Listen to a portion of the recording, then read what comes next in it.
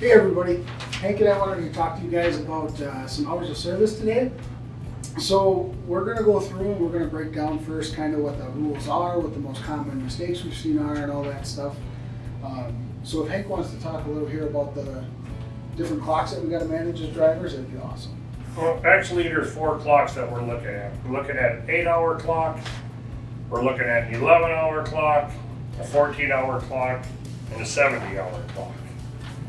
The 8-hour clock, what that does is within your first 8 hours, you have to take a 30-minute break, mandatory.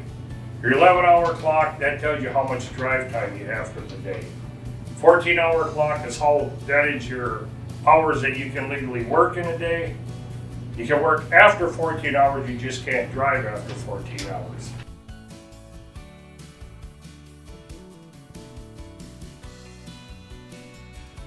And your 70-hour clock, that's how many hours you can work in a week without a 34-hour reset. And there's a couple of tricks with those clocks. Your 8-hour clock, if you take it, you're on duty for an hour and you take your half-an-hour break, it resets your 8-hour clock. It doesn't mean you don't have to take a second one. It just means from the time you take a half-an-hour off-duty break, you get a new 8-hour clock. So you really have to pay attention to that. You can't be 8:01 or 8:02. It has to be within that 8 hours, and you have to do a complete 30-minute break. With the E-log system, you always want to wait 10, 15 seconds, a minute or two.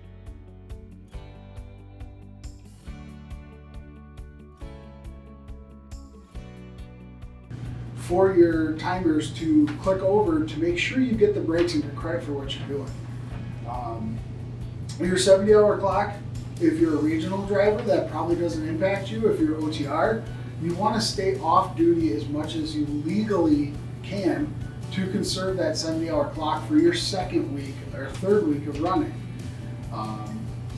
There's going to be some other tricks and tips that you're going to find throughout your time, but those are the big main clocks that you do have to manage throughout your week as a driver.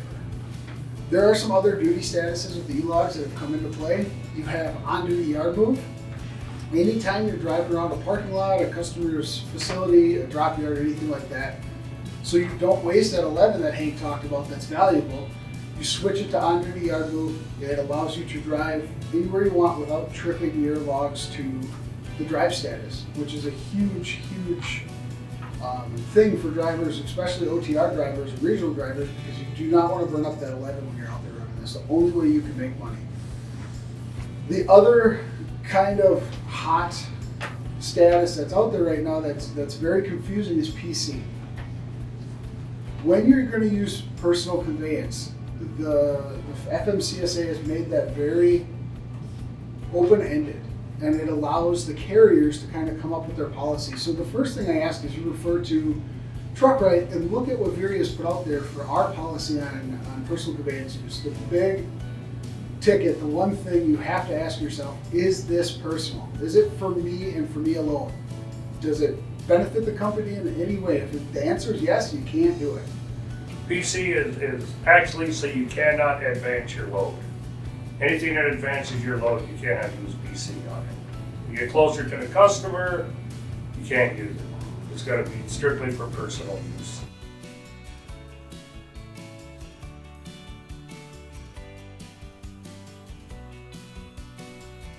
If you're moving to a repair shop to set yourself up better to start your week, you cannot personal convey there because that sets up Veria in a financially better spot. So make sure it's for personal reasons, for getting a shower, getting some groceries on your 34-hour reset. Stuck waiting for a glass vendor to come and you're at a facility that doesn't have bathrooms, go ahead and PC over to the truck stop if it's too far to walk. That's perfectly legal. Finishing a load, you were stuck in traffic for an accident, now you've got to go past safe and legal parking to finish that load. That's illegal. So be very, very careful with PC when you're using it, because we don't want anybody to get in trouble out there.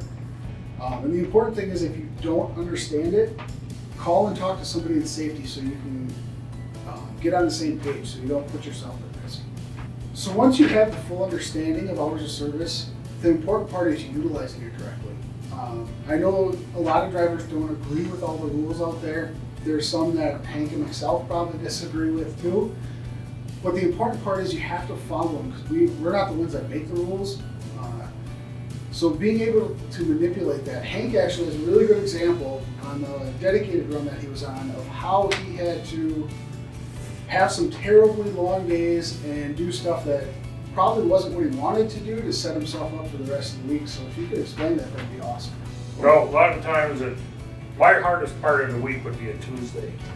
Because I deliver on Monday, go to Peoria, unload there, over to Pontiac, reload, come back up to Neenah, drop the load there, and have to be back down at Peoria at 5 o'clock the next afternoon. So you really had to know how to manage your clock, otherwise you weren't getting down there with the load. So it's all kind of bleeds over to trip planning. I knew exactly where I wanted to make it that night. I knew how far I could get that night, so I could utilize my hours the next day. That's pretty much what it was about. Yeah, and if you'd have hit traffic or something like that, your whole week would have been Yes. altered, right? I actually found a different route than what they put me on. It was actually 24 miles longer, but it was 3.5 hours shorter. I didn't have to go through Chicago twice a day. I went around Chicago and up 30, 39, up to Rockford and across that way. I okayed it with my fleet leader. They said it'd be fine to do, like I say, it was 24 miles longer, but 3.5 hours shorter, which helped me out a lot.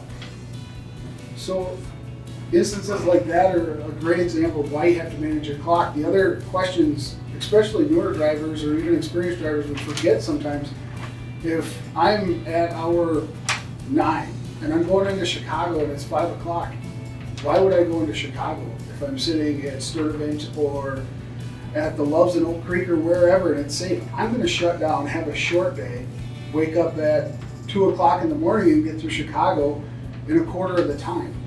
Making those decisions helps you maximize your value of your hours that you have in a week, and since they're limited, we really have to put an emphasis on making the most of every hour that we can drive.